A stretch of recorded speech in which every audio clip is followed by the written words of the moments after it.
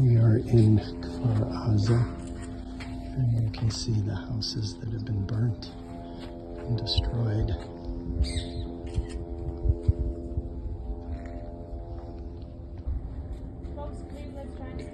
You can hear in the background bombs because we're a mile from the border. I'm well aware that we're 104 days in, and that today is a Thursday noon, but I'm gonna try and take you back to October 7th, Shabbat morning, Simchat Torah, Sukkot, a Chag, a holiday, one of the holiest days of the year. 6:30 a.m., and people are waking up to an alarming amount of alarms even for them. I'm talking to you about 15 minutes non-stop ongoing alarms. And people are hiding inside their mamads. A mamad, a bomb shelter, a safe room, is supposed to be protecting you from bombs, from missiles, rockets, not from terrorists who are standing outside your doorstep. People are facing a reality where the doors are not bulletproof. The door handle has a safety mechanism so that you could easily get in and get out. It's what was considered to be the safest room in your house. In the family houses, it was used as a kid's room. In the Dor Tza'ir, we're going to be talking about where we're going, where young people resided. It's the bedroom, so it's the safest room in your house. And people are hiding inside or are met with a different reality, because less than 30 minutes later, we have hundreds of terrorists infiltrating this very kibbutz. The estimation is 300 to 400 terrorists. They come in with guns, RPGs, grenades, bombs, and they just start shooting, rampaging, screaming and yelling in Arabic. So people are hiding inside and then are hearing terrorists outside their doorstep and see that they start shooting at them. For some of them, they enter the house and they shoot through the door. People were fighting a battle on the door handle of the mamad. At times were shot at through the door in their hands and were still holding the door handle, just grasping for the hope that they'll survive. If that wasn't enough, they later set a lot of the houses on fire. They brought with them from Gaza gasoline tanks and tires. They tossed it inside, and they set the houses on fire.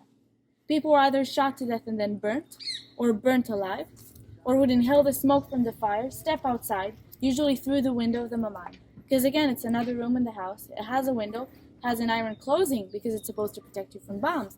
But it's just another room. It's the safest room.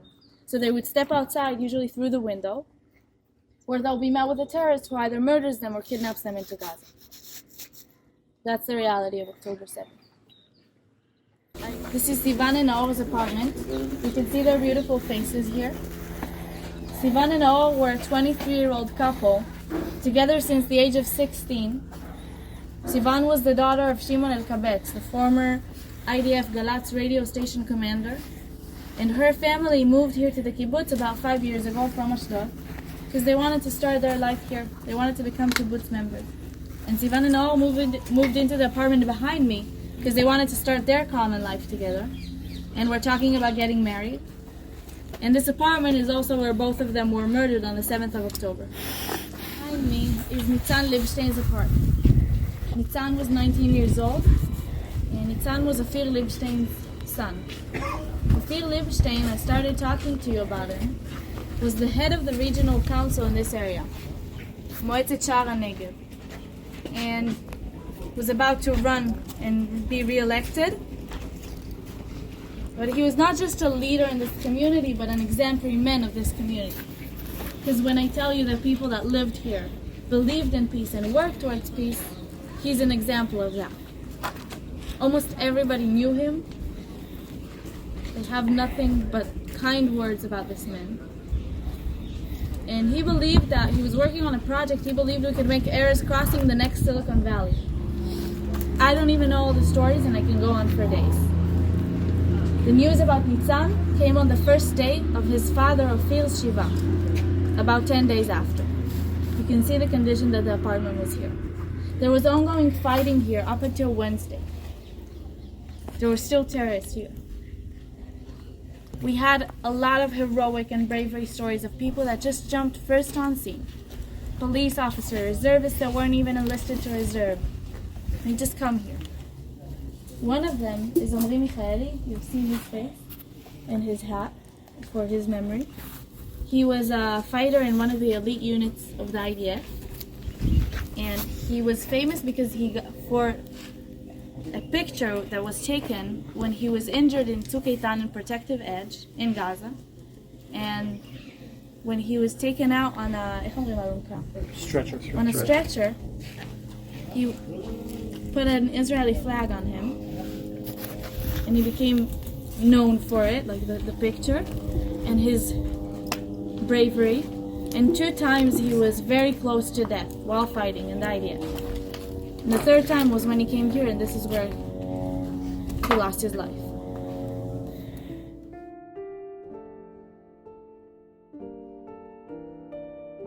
And a lot of people come here and they ask me, well, why would they live here? It's this close, why would they live here? For one, we can see how beautiful it is. We can only imagine how beautiful it was. For a lot of them, their parents and their grandparents settled this kibbutz. They wanted to continue their heritage. But for the most part, when we talk about the people residing here, and again, it's not just in this kibbutz, it's in the Gazan envelope in general. These are people that believed in peace and worked towards peace. Those are the people we're talking about. Never in their worst nightmares could they imagine the reality that they wake up to on October 7th. We're 104 days after. It's up to us to remember, not because we're reliving trauma or we're saying, oh, this happened, but because what happened here concerns humanity, should concern humanity. Because if you're a human being, you should care about this, because human beings did this to other human beings, and this happened. And like I said, this was not military versus military. Hamas called themselves the militants of Hamas. We know they're a terror organization, so the so-called militants went about murdering, raping, sexually assaulting, kidnapping innocent, peace-seeking civilians from their houses, in their houses. And we still have 136 hostages who are being held right now in Gaza, and we need to bring them back home. And we need to eliminate Hamas, because as I said, it does not just threaten Israelis or Jews. So you've now been here, you've now seen it with your own eyes. You already are a part of the Israeli and the Jewish heartbeat, but you're now also our ambassadors because you've seen it with your own eyes. And as I said when we started, I think that seeing it with your own eyes is different.